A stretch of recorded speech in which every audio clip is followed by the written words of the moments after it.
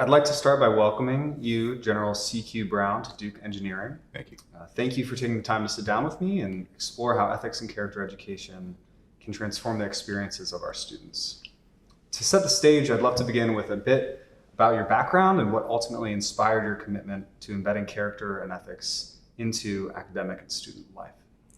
Well, first of all, thanks, Rich. It's a real pleasure to be here, not only at Pratt, but at Duke more broadly. About me, I come from a military family, and I was going to do 4 years in the Air Force as an engineer. Got a ride in an airplane when I was in college, where I had a chance to do acrobatics and wear a helmet and parachute, and decided to become a pilot. And so that set the foundation for much of the work I did throughout my career in the Air Force. But a lot of my, particularly more senior positions, were more leadership positions than flying positions.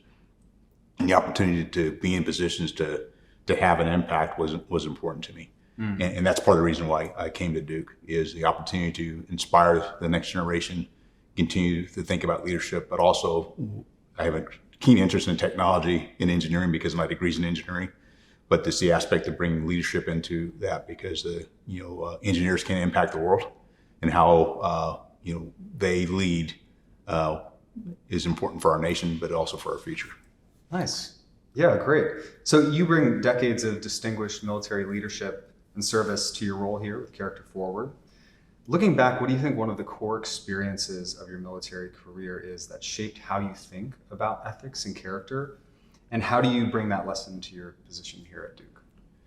Well, credibility is probably one of the more important areas. But it goes back to, I was an instructor at the Air Force Weapons School, and the mantra there was humble, approachable, and credible.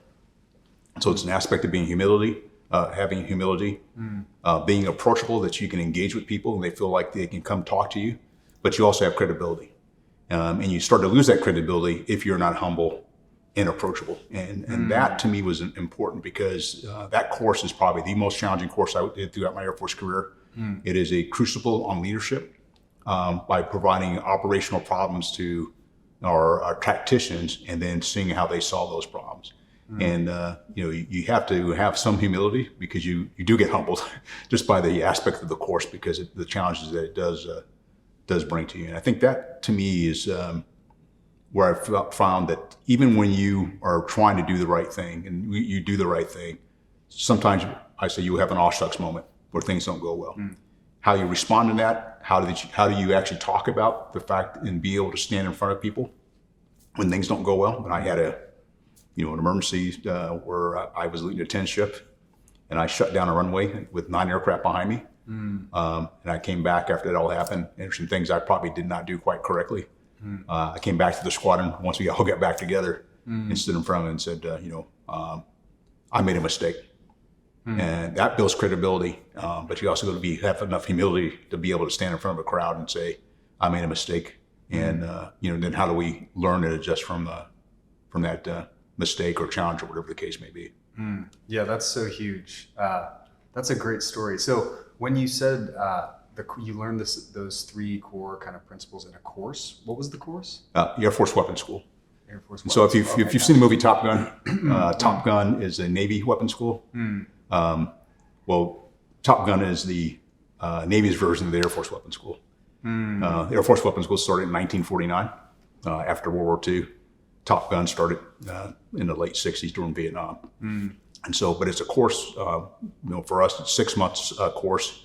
You get a graduate level, credit that you can take and apply to an advanced degree, which is what I did.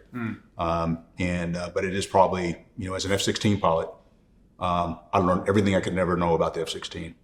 Not only, how it operates, but also how to employ it. And then you go back out into back into the force after you graduate, and then you're the lead tactician for a fighter squadron or other squadrons and other types of, whether it's bombers, intelligence, special operations, the whole gamut. And it's expanded, quite a bit over time. But of all the things I did, that was the toughest course I went through in my Air Force career. Nice. So I love the emphasis on humility. So the Provost Initiative on Pluralism, Free Inquiry, and Belonging as part of that initiative, they did this talk. This is just kind of a tangent a little bit, but they did this talk where they had people say when they got it wrong. So they had academics come in and explain like when they messed up. And I just felt like that's huge for students to hear that story of where you like may have messed something up on the runway, and how you would like reconcile that with like what you want to do and your teammates, or not your teammates, your colleagues. And so I just think that's such a great example. Well, I think part of this though is if you sweep it under the rug and try to avoid it, don't talk about it, you start to lose credibility. You start to lose respect as a leader. The ability to stand in front of people and have confidence in your own leadership. Realize you're not going to get everything right. If no one's perfect, and so you can expect you're going to get some things wrong, or upon further review, you may have done things differently. But to be able to come back and have a dialogue about what you learned also shows examples of leadership and vulnerability that helps those that you're leading see that you're a real person. And that to me is important as well. That because otherwise people aren't going to come talk to you. They feel like you're on a pedestal. They feel like they come talk to you and have an honest conversation. You're going to get more out of your own leadership, but also out of their leadership, because everybody's a leader at a different level, and they all lead in their own way. And I think there's a way to help to build them as leaders to see that yes, you can do some things and make a mistake, have an aw shucks moment, maybe would have done things differently, but to be able to see somebody at a senior level admit, okay, there's some things I could have done differently. I would have done differently if I'd known, or now that I know, next time I'd approach this a bit differently. Yeah, so it all builds on humility, really, right? Right. The humility supports the approachability, which both support the credibility. Right, exactly. Yeah, I love that. Great. So you're appointed in both Pratt and Sanford School of Public Policy. So some of the students you impact will step into careers in government or technology or both. Do you see the role of character development differing across those paths? Or is there a shared foundation that institutions like Duke should instill regardless of career trajectory? I think it's foundational. And I'm even finding throughout my career, the different jobs I've held, leadership is leadership. And there's certain aspects of leadership that are important. I've had basically the same 4 leadership tenets that I can trace back to a radio interview I did as a senior in high school. Execute at a high standard, be disciplined in execution, pay attention to detail, and have fun. Those I've carried those with me for over 4 decades of service. It really resonated probably in the second half of my career when I was in front of people and talking about leadership much more than I was when I was more junior. But that really hasn't changed. It's just the environment I operate in with those tenets are important. I think the aspect of a leader is having some foundational characteristics that you can take regardless of where you go, because you will be put in situations as a leader that you don't train for in a academic situation. And if you're a natural leader, people will look to you to be able to lead, and you figure out. And what I've seen over time is the environment may be a little bit different, but the situations aren't that much different. And when you're thinking about leadership of the things you're trying to achieve, you're trying to motivate people to achieve an objective. The objectives may be different in an engineering background versus a business background, but you still have an objective.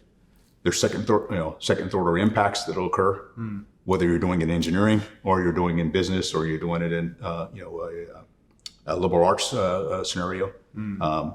And it's just the scenario may be different, but the leadership aspects are all foundational. Yeah, great. Can I hear you again? Just tell me what were the 4 things? Execute at a high standard, be disciplined in execution, pay attention to details, and have fun. Nice. Yeah, I like those, especially the have fun part. Yeah, that's well. That's if you're not having fun, what you're doing, you may be in the wrong business. Yeah. You may not be doing it right. And I think there's an aspect of the have fun is what we do, and I just say in my own career, what we did was serious, but we didn't have to take everything so seriously. And you have to build, take time to build relationships with the people that you work with. And that to me is important as well. Getting to know those you're working with. You think you've heard the aspect, it's, people don't care how much you know, they really want to know how much you care. And as a leader, people want to understand that, yeah, you care about them and what they're achieving, and, their families and those that are close to them. That goes a long way to, help the organization move forward, because they're motivated because you care about them, and you're all working to a common objective. Yeah, that's great. The thing that sticks out to me there is the playfulness. So I've heard people say that, I think they were describing philosophy as a discipline, but I think it applies to what we do at a university, is that we're engaged in a serious form of play. So you have to have the freedom to play with ideas, play with new designs. And if you don't have that playfulness, one, it's going to suck the life out of you. And then two, you're also not like open-handed with, and that's what we're doing in the academy, is we're like open-handedly looking at things and trying to figure out what's true about them. Exactly. Yeah, great. Okay, so another question for you. Sometimes engineering education can narrow one's focus on technical problem solving without helping us ask and answer bigger questions like, how will our designs impact society? And what is the role of technology in human flourishing more broadly? How would you describe the importance of asking these deeper questions alongside technical skill building? Well, one of the areas I do think about, it helps in my position of leadership, being an engineer, being a problem solver. And it works pretty good in some areas. It doesn't always work good at home. My wife's just trying to share something with me, and I'm trying to solve the problem, and she goes, "I just want you to listen." And so you got to understand that skill set as well.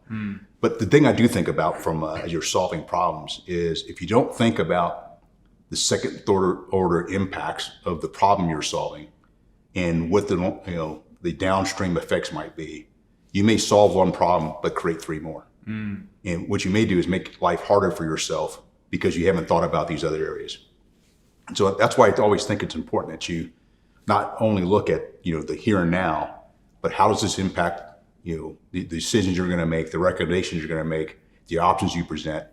How does this impact future options, future decisions? Do you feel yourself a square corner that you can't get out of because you only thought about solving this one piece, but you didn't think about the next step beyond that one piece? Then what? And that to me is a sign of good leadership, to be able to think through not just today, but also look to the future. And I would just say, the role I had as a chairman of the Joint Chiefs was focusing on the crisis of the day, but ensuring we had capability and capacity for the crisis of tomorrow that I didn't know exactly what it was going to be. Because you can't predict the future, but you can shape it by the decisions you make today.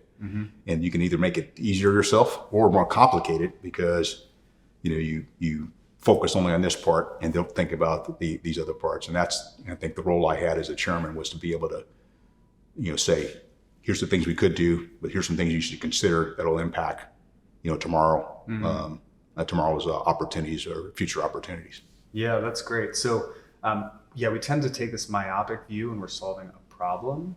But one of the things that's important that you pointed out is like being able to know when to listen. Right. When has that come up maybe in your career? When has listening been a really important value? It is, it helps to be an introvert. And so I really believe in listening more than I talk. Because I know what I know. And me talking is sharing what I know. But I can't learn more if I'm always talking. And if I'm talking, if I am going to talk, I should be asking questions and waiting for a response so I can actually then pick up on it. The one thing I've really appreciated about my career is the positions I've held as a general officer before I became the Chief of Staff of the Air Force and the Chairman of the Joint Chiefs, where I was spending a lot of time outside the United States, meeting with allies and partners, traveling around the world, and being able to talk to my counterparts, whether it's a Chief of Air Force, Chief of Defense, Minister of Defense, or a head of state, and then being able to get their perspective on what was going on in a particular region of the world. And naturally, they would probably see it a bit different than I would as an American. And I thought that was valuable to hear their perspective, because the recommendation I would make could have a second or third order impact on them, or how well their nation may or may not support what the United States is going. And so being able to ask questions and then listen to their responses. And I would say the same thing when I travel. One of my techniques was every time I went into a country, I would go to the embassy first and meet with our ambassador, because they have a better sense of kind of what's going on than what I don't want to do is come in there and, kind of wreck a bunch of stuff, say a bunch of things, and they're doing in damage control mode. What I'm trying to do is help advance the work that the ambassador is doing in the country, but also gain from their perspective. And I think it's important that, you fill up your toolkit with as much information as you can, but at some point you got to make a decision or make a recommendation or provide an option. But you got to, you want to continue to be informed all the way through the process. And, by asking questions and really listening and listening to understand versus listening to respond. Yeah. That's an important aspect that you're trying to, synthesize. And I think that's as an engineer, that's what I try to do. I just try to listen, and then I synthesize and break it down into something that is executable. And that was the approach I tried to take throughout my career, particularly as a senior officer. Yeah, that's so good. Yeah, I've heard it described as like, you want to be listening for like what's behind the words that the person is saying. And there always is something behind there that they can't put into words exactly. And yeah, that's so important, especially for our engineers who have clients, often in the community. They need to really listen, deep listening, not just listening to problem solve, but listening to pull more information and insights out. And I think the other part is actually understanding, the questions that they ask will give you an indication of what's concerned. So I'll give you a good example. When I was the air component commander for the Defeat ISIS campaign, I took over in June, and in September, the Russians came into Syria. And the way we communicated with the Russians was we had a Gmail account and an unclassified phone line. And I was never on the phone with them, but I had a colonel that was on the phone with them. And that, there was times when you would get the same question from the Russians time and time again. That was an indicator to me that they were concerned about this particular topic. And then you try to dig into, okay, why are they concerned about this topic? And then how do we respond, or how do we adjust what we're doing, or what do we say back to them in the communication? So it is you do have to kind of dissect. You're just not, it's more than a conversation. You really kind of have to take a little time to kick back and deeply think about the dialogue you're having, because it'll change your perspective on how you approach either solving a problem or showing some leadership based on how well you pick up on these nuances. Yeah. I think that's another key aspect of leadership. Yeah, and it's really a practice. Yeah. It's something you have to do time and time again, and then eventually you get good at it. Yeah. As I'm sure you have. Okay, so this is a question that I'm really interested to hear your answer. So at Pratt, we're shaping the next generation of engineering leaders. And so I'm wondering, what is the most important character trait that future engineering leaders need to develop? Well, I think there's a few. Integrity, which goes back to what we talked about earlier about credibility, because I think your integrity is important to building credibility. Emotional intelligence, and that's really working with people. With engineers, you may or may not have a chance to work directly with people as much because you're focused, more on the technical aspect of this. But as you move up in positions, you will have to deal with people. And those that have the emotional intelligence to work with people, to read body language, to be able to engage, be able to communicate, that to me is an important aspect of it. Those are a couple. There's probably more, but it's just the aspect of building trust. And I think that integrity and emotional intelligence and building trust, particularly if you represent a major engineering firm, you want your clients to feel like they can come to you, and then you want them to be a repeat customer. You want them to talk about your firm, to be able to say they would recommend you. They won't do that if they don't have trust in you. Yeah. And if you don't have the emotional intelligence to read when they're frustrated, or emphasize the positive things that you're able to do, and don't have integrity, because you could make a mistake in a calculation or something, or it takes a little bit longer, or it's going to cost a bit more. Bad news does not get better with time. And so it's the aspect of being straightforward is important, both as an individual, but also whatever organization you're part of as well. Yeah, Yeah, integrity is an interesting character trait because it seems to encompass a lot of other character traits. Like it seems like honesty is in Yeah. there, responsibility, accountability, humility. It's almost like a catch-all. Yeah, I think that's such a. It is, and well, I think the other part I would. would highlight too. Often people talk about doing the right thing when people aren't looking, but you also need to be doing the right thing when people are looking. It's the whole aspect of you're always thinking about, am I doing the right thing? And I think it's for me personally, it's one of those I'm playing in my mind all the time. Is this the right approach for me personally? How does it impact my credibility in the future?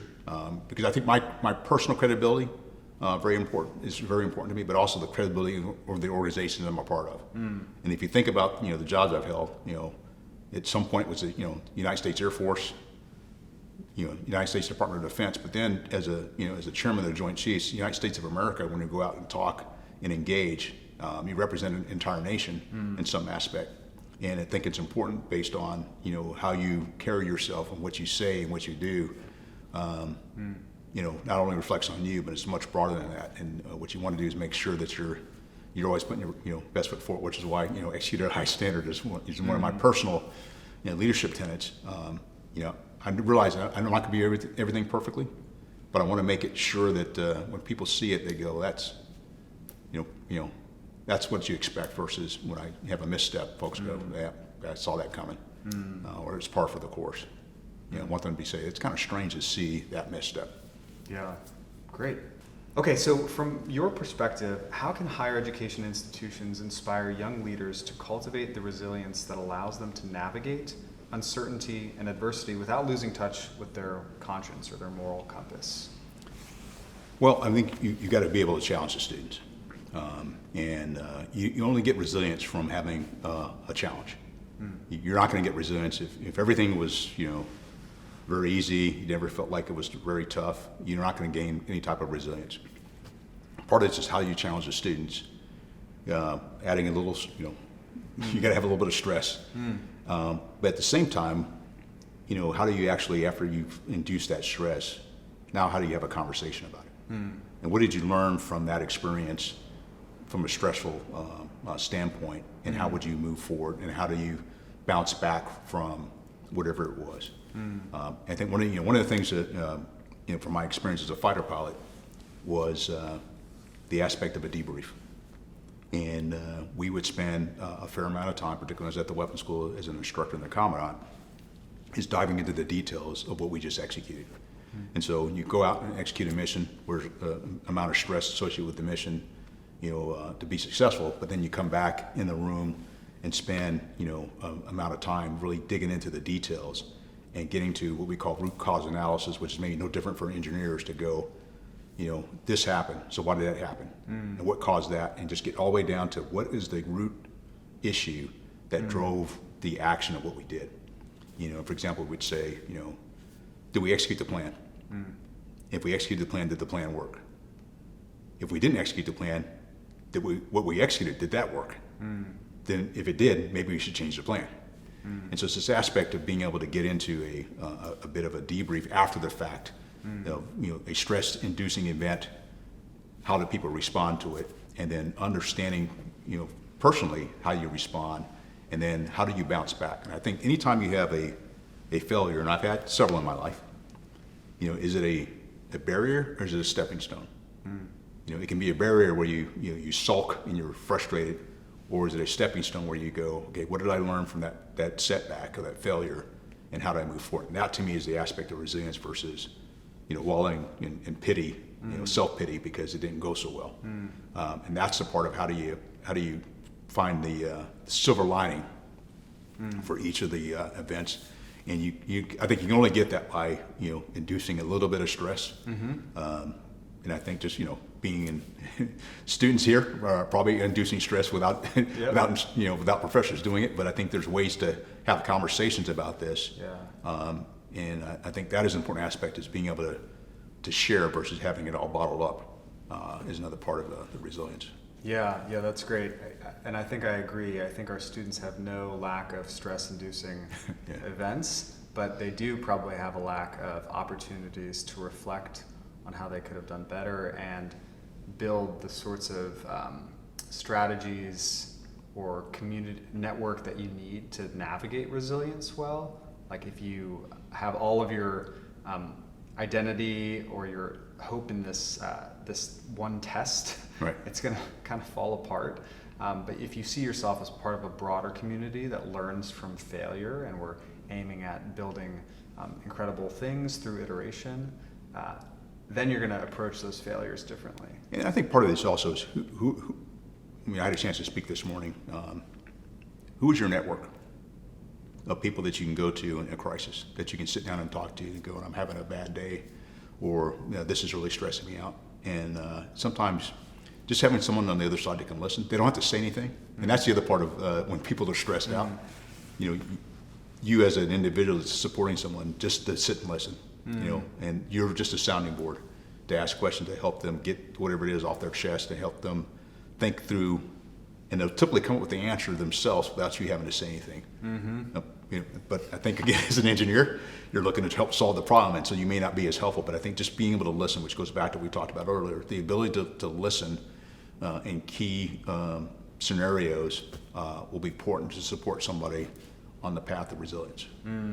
Yeah, and it's tricky to do that when it's counterintuitive when you're a Duke student or a Duke professor and you know a lot of things, but you can help people resolve problems themselves if you listen in the right kinds of ways. Right. Even though you think by sharing my insights, that's always going to be the most helpful. Maybe not. At least sometimes it is helpful, and sometimes you have to listen. Engineering students are not only here to learn how to solve complex problems, but also to shape emerging industries and security landscapes. Having worked at the forefront of national security, what values do you think our students should keep in mind as they build systems that can impact society and our national security? Well, I mean, I don't know if it's called a value, but I would say curiosity.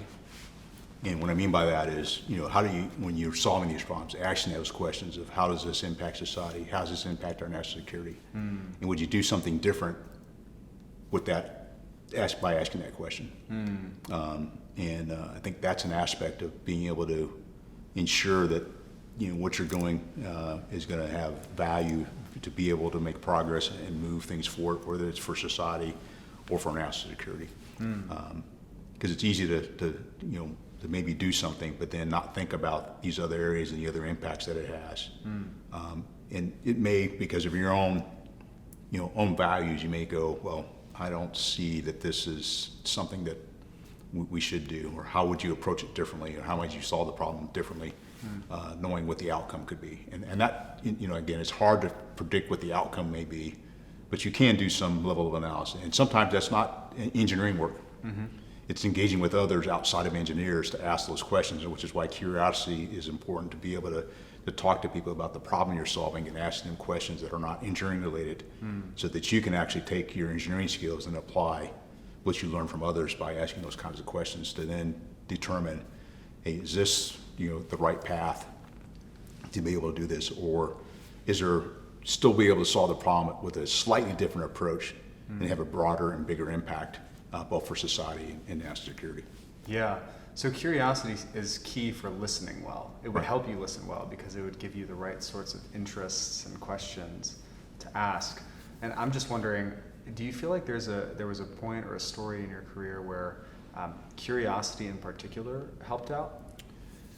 That's a good question. Here's like going back to my leadership tenets, attention to detail. I do ask a lot of questions. And I do that for a few different reasons. One is I want to go home smarter than when I came in. And so I'm always trying to learn. And so by asking questions, I learn. And invariably, when I sit in a room and I'm being briefed, there's things I know and have read, there's things you know and have read, and it may not be the same. And if I don't ask questions, I don't get the full breadth of your knowledge. And too often, when I get briefed, it would be a very well thought out presentation. They've scripted it and practiced it, but what happens is I don't get everything you know. I get what you practiced. And so by me asking questions, I can dig a little deeper and get a little bit further beyond what's going on there, what you're trying to achieve. And that's important to me for me to learn. Also in a position of leadership, in the role I had, particularly as a chairman, as the principal military advisor to the President, Secretary of Defense, and National Security Council, I provide options. But I can't advocate for an option if I don't understand it. So I have to ask you questions because I may get asked questions, and I got to feel comfortable with whatever I'm presenting. And if I don't feel comfortable with it, I'm not going to present it. So I've got to ask questions to get more comfortable and know more about whatever the topic is. And the last reason why I have curiosity in asking questions is because I've been burned. Where in scar tissue, where when people say it's all been taken care of, don't worry about it. But if they can't tell me it's all taken care of, and they can tell me, we've done this, this, and this, then I worry because they haven't maybe dove into the details, or they're just telling me that because that's what they think that's what I wanted to hear, and they're going to rush out of the office as soon as we get done. And now I'll go take care of everything. So I'd rather, by asking questions, I learn. I can better advocate for something, but I can also trust but verify by asking questions. Yeah, I love that posture of always looking to learn. I think that's something we really hope our students gain while they're here. That it's not just learning while you're here, but going forward. Learning. You never stop learning, and once you stop learning, then you become less effective as an engineer, as a leader, or whatever career field you're in. Because if you walk in thinking you know everything, one day you will get surprised. Yeah, I guarantee it. Yeah, and you stop it would mean that you capped all that you can learn. like you would stop when you're 30 or whatever. Like no more learning needed. Yeah, right. And that's crazy. So great. If you could recommend one daily habit or reflection to help guide Duke students in the lifelong process of character development, what would that be? Well, you mentioned reflection, and I think it is having moments of reflection throughout your day. And for me personally, there's two things that I do. I wouldn't say every day, but most days. One every day, and other most days. I work out like 5 or 6 days a week, and I use that as a way to help clear my mind. I quit listening to music when I work out years ago, over a decade ago. I listen to podcasts and audiobooks and just a way to clear my mind. So sometimes it's just noise, and sometimes I'm actually listening, but it gives me a way to think. And my challenge is sometimes, because I'm thinking, I'm not listening, but it's a way for me to clear my mind. And then the other is I have a devotional. Leadership devotional has a scripture and a leadership story to go with each scripture. I've had this book for a number of years, but it's got for every day of the year. And I have another book very similar that has the same kind of thing with a leadership piece for each day of the year. And so I've probably been through that book at least. I've had it for over a decade. So I've been through every but every time I read it, I pick up on maybe a little something different. Or I remember this from last year when I read it. And it's something I do. It's the last thing, after I get dressed, it's the last thing I do, after I get dressed, before I hit, to go start my day, however my day is going to start. And now in retirement, so much things, my day doesn't start till a little bit later. So I may not do it as early, but it's something I do. And I have it on my phone, on my Kindle app on my phone, so I can actually still do it when I'm traveling. And it's just a way that helps me each day to maybe just take a couple minutes to reflect on the opportunities I've had, what's coming forward, but having those habits, are key things that I think help me, deal with some of the challenges I've had to deal with throughout my career. Yeah, and that aligns with the academic literature on how to develop character. Reflection is one of the key strategies for developing character. So, yeah, that's great. Before we close, is there anything we haven't touched on about character, ethics, your work with Character Forward that you'd like to address? Well, I'm excited to do this because leadership is something that I've spent a lot of time studying. I think I'm still a student of leadership. I think leadership is important no matter what career field you're in, and no matter what level you're at. Because everyone can be a leader, whether you're assigned with a position or a title as a leader, or you're an informal leader because of your expertise or because the trust that people have in you. I also believe that leadership is not easy. I've often said that if leadership was easy, everybody would be doing it. And there's a key aspect of being able to lead in crises and how do you respond to crises. And so there's a quote by Martin Luther King Jr. That I've used over the years and adapted to make it about leadership. The measure of a leader is not where one stands in times of comfort and convenience, it's where one stands in challenge and controversy. When you're in comfort and convenience, leadership is not as important. Challenge and controversy, that's when people are looking, who is the leader and how are we going to get through this? And realize in crisis, you're as a leader, how you respond sets the tone for the entire organization that you're privileged to lead. You just know in leadership, you're going to have crises. And that's the way I felt as a chairman. Every day when I woke up, something in the world's going to happen. I just knew it. Yeah. So I can't stress out about it. That's just part of life. Yeah. And challenges and controversy as a leader is something you need to expect and not feel like everything's going to go perfect, because it's not. And that's why the leader is there to help work through those different difficult situations, make the tough calls, make some unpleasant recommendations on what's the best thing to do for the organization that may not impact parts of the organization, but for the greater good of the organization, the greater good of society, the greater good of our national security. You're going to make try to make the right choice or make the right recommendation to be able to move things forward. And I think that's the part of a side of a leader it's not about them, but it's how they have an impact on the broader society and security. Yeah. A question I have for you is, so when you were the chairman of the Joint Chief of Staff, you had to get used to having a crisis to deal with probably every day, right? Every day is high stakes. How did you get acclimated to that high stakes environment? Because when I have a stressful day, it's usually a one-off, and it's pretty stressful. It's like, wow, I wish that wasn't every day. But you somehow, how did you manage that? Well, I think part of it is just you have it time and time again, and you realize that you got so many things going on. You can't stress on one thing. You got to be able to compartmentalize, and that's I think going back to being a young fighter pilot, you had to compartmentalize because you were doing certain things, but you were getting ready to go fly. You had to actually focus on the flying part. You couldn't think about what was happening at home or whatever. You compartmentalize and go, okay, you put that in a box until you get back on the ground, because you got to focus on the mission here, because it can kill you. And so it's those kinds of things that I learned throughout my career of how do you take different problems and compartmentalize it, but you got to figure out how to juggle the balls associated with each of those problems, and making sure that you keep all the balls afloat, all the plates spinning while you're doing this. But you also have to be able to delegate, and really as a leader, do only what you can do, and allow others that work for you to be able to do some things. And they will, naturally, they may not do it exactly like you would, but you got to trust them. And then your job is to help mentor them if it doesn't go exactly the way you want it.